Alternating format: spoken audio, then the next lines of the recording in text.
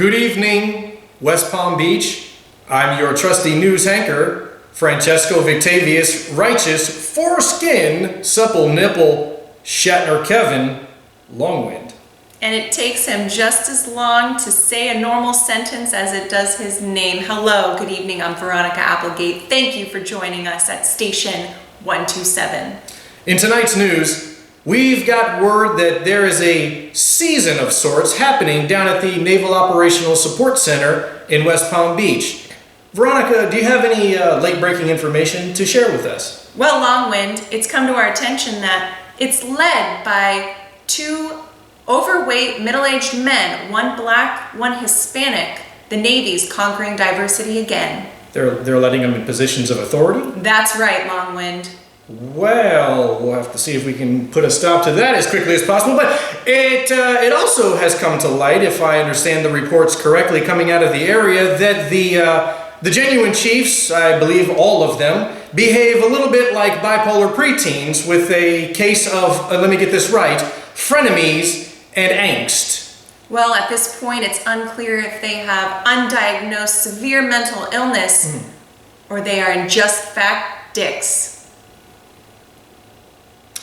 In a related news story to the diversity, the Navy appears to be ramping up for whatever that word means. Let's bring it over to our correspondent in the Middle East, OSC Select Francois. How are you doing out there? OSC Select Francois here reporting in Al Assad Air Base. Current tensions are high as we just had the 1-year anniversary of the killing of General Soleimani. We are currently at FETCOM Charlie as the Iraqi government put out an arrest warrant for President Trump. Iran has promised more retaliatory strikes against the U.S. forces.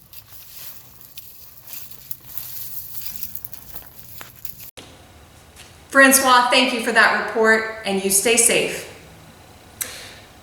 Turning to national news for just one moment, the inauguration of the incoming president is but weeks away.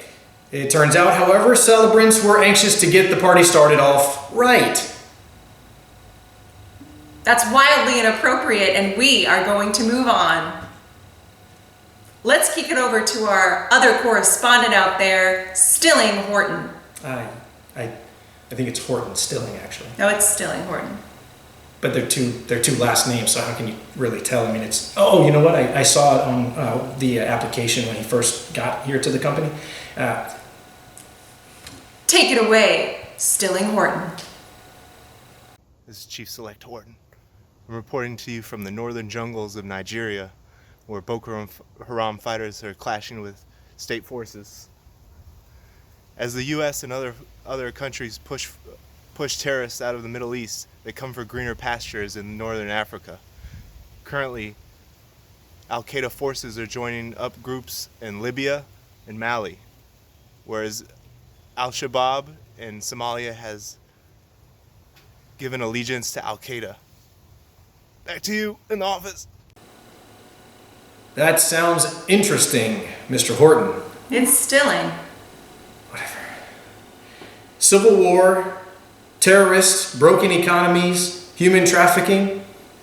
It's down from civil war, terrorists, human trafficking, and blood diamonds. So things are looking up. Things sure are looking up, Longwind. North Africa, you are getting it together. I know where I'm going on my next vacation. Woo, the party's there. Let's check in with Stilling Horton on top of the stories of North Korea. Oh, hey guys, are we live? Yeah, I was just going to report to you about North Korea and their missile program. But currently the great leader says everything's fine. They're not building any missiles over here. No, crushed ice? Yeah, I don't do cubes. Back to you guys. I too enjoy a mean glass of crushed ice, Stilling. It's Horton, by the way. Thanks for the report. Be safe and know we are here, we are here, we are here. That does it for tonight's broadcast. Thank you all for stopping by Station 127. You know, Veronica, I've signed off for the last 30 years using Goodnight Palm Beach, Broward, Miami-Dade, Martin, St. Lucie County, and all of our many viewing areas, but it felt too long and, well, too impersonal. Long-winded. Yeah, I would like to try out a new one. Why don't you tell me what you think? It goes a little something like this. Good night, and especially to our viewers in khakis. Why don't you nestle up to my undercarriage and get a tasty whiff of my freshly PT'd taint box? Well, I think that's great, Longwind. You know, you remind me of a man with a wig. You know what? I hate your face. You know, your glasses make your eyes look even smaller than they already are. I fucking can't stand the way that you smell. Why don't you take a bath once in a while? You have giant man boobs. I don't even have boobs at all. Oh, well, that seems a little too personal for you. You have less hair on your head than you do on your taint. That's true, actually. And I am quite proud of that, actually. Why you thought that was a cut. Straighten up my tie here.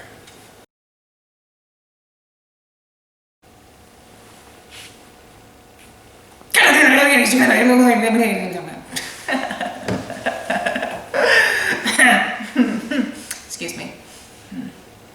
Yes. Okay. I'm ready.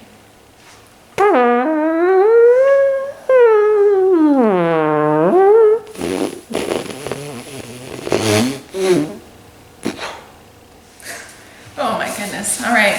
Wow, that is that is embarrassing. Okay, jeez. Well, tonight we're going to start with the